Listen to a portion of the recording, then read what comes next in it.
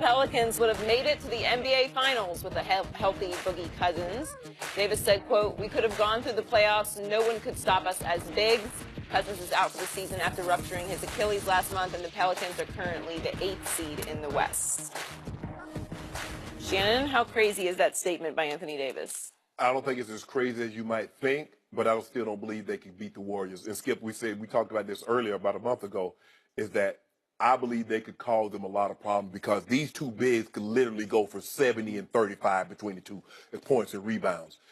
My concerns were who's going to consistently be that third option. Now, True Holiday is starting to play a lot better, but can I consistently count on him over a 2-week stretch? Because those guys, nobody can stop their bigs. Nobody has that kind of size to be able to match up with Boogie Cousins and Anthony Davis. So you're going to say, okay, we're going to give you 70 and 35, but your other guy's not going to get anything. Now, if you told me that Holiday was going to consistently give me 20, 24, 22, and 12, I was like, okay, you might be on to something. But they're 0-3 against the Warriors, but they 1-1 against the Rockets. AD missed a game. 1-0 against the Spurs. 2-0 against AKC. Here's what you might not know, Skip. They're 0-4 against Minnesota.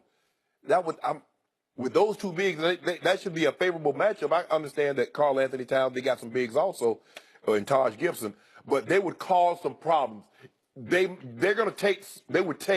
they could take the Warriors to maybe 6 games and then tire them out for the Rockets. But could they actually beat the Warriors in 7? So I like Anthony Davis a lot. He's a fine young man, great kid, because he's still got a lot of kid in him. But I'm going to hark back to the All-Star game in 2014, and on the old show on ESPN, we were at the game, and we had Anthony Davis on as a Pelican. Obviously, he was in his 2nd season, and he sat right there at our desk, and he very matter-of-factly said, "I'm the best player in basketball." And you would think that would resonate, that would have shock value, that would catch fire, that would trend on the internet. Yeah. No, it didn't, because there's not a lot of electricity to his presentation to the media. Right. He's pretty matter of fact. He's pretty low key when he speaks. And there's something about this kid that doesn't move the needle that I don't really understand. He can put up numbers because he is the PER prince. When it comes to player efficiency rating, over his 6 seasons, he's averaged 6th in the league. So he puts up huge numbers, shocking numbers. But they're empty calorie numbers because they don't translate enough into wins. And I know you can say he doesn't have enough help, he doesn't have this, but I'll go back to your man LeBron James. There have been many times when LeBron didn't have enough help in his first go-round in Cleveland, but they won a bunch of games. So I believe in DeMarcus a little more than I believe in Anthony. Okay. But if I combine these two guys, they've played 14 combined NBA seasons. They've played a combined 921 games. They're going on 1,000 games in the regular season. Guess how many playoff wins they have between them? 0. Because Anthony played 1 series going back 3 years ago against Golden State before it was really Golden State.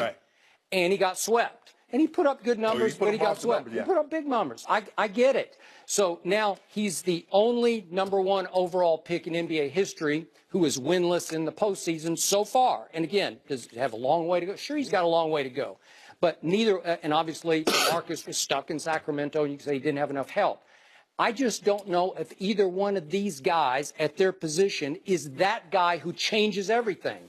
So for me, and I hate to be too critical of Anthony because I do like him a lot personally, but given his numbers, given the numbers he can put up and given his player efficiency rating, he's the most overrated player in basketball to me because he doesn't have anything to show for it. Yeah, I think the thing is, Skip, when you look at his numbers, he's like 27 and 12, and you would think that would equate to more wins, but it doesn't. And then Boogie is another 25 and 13. God, you would think, again, do they have the guard play? Do they have the shooters? But you would say what they do at their positions is so dominating that if you put them together on the same team, it should equal challenge to Golden State. It should be like David Robinson and Tim Duncan. Yeah. Or Ralph Sampson and Elijah Wan when they were getting to finals. And Skip, I think if they traded for Mirotic after Boogie Cousins. They did? Now, if Boogie was healthy and with Mirotic, now we got a different ball game. Because he can stroke the 3, and when you try to double down on him, they can kick the ball out to the 3. And he's a guts player. He's fearless. He'll just go out there and shoot it and make big shots. Yes. Yep. So, but I believe they could nick the Warriors, but I don't believe they could take 4 games off them. Could they take 2? Sure. But I don't believe Do I they think will. Anthony Davis believes they would have beaten the Warriors? I think he believes it. I just don't know if he can actually make it. He can't speak it into existence because I just don't think he's dominant enough at the center or the big man position to make a big difference. You know, Skip, I read something the other day that Anthony Davis said he's talked to a lot of players where they say they waited too long to be traded. He's going to get tired of this losing. Maybe. Because he's looking at what's going on around and he sees everybody else pairing up. And he knows the likelihood of him attracting someone to come to New Orleans isn't very good. He's probably going to have to leave and go somewhere else if his ultimate goal is to compete and win championships, because I don't believe he can do it in New Orleans, especially with Golden State and the Rockets, what they have. And it looks like Paul George probably going to stay in OKC, what they have, Minnesota. It's going to be very difficult for him. We don't know what Boogie Cousins. Achilles is a very tough injury to come back for when you're a big man, Skip. I don't like it. Rudy Gay's going through this in San Antonio, and he's got heel issues coming off Achilles surgery. Yeah. So I agree with you. Yeah, It's tough. So Anthony Davis, you know, Celtics might package. I know Celtics like holding on to those picks, but you ask yourself, would you rather have Jason Tatum and Jaylen Brown, or would you have Anthony Davis paired with Kyrie? I would love to see Anthony in a different situation and see if he could make a huge difference. We're trading Tristan and JR for Anthony Davis.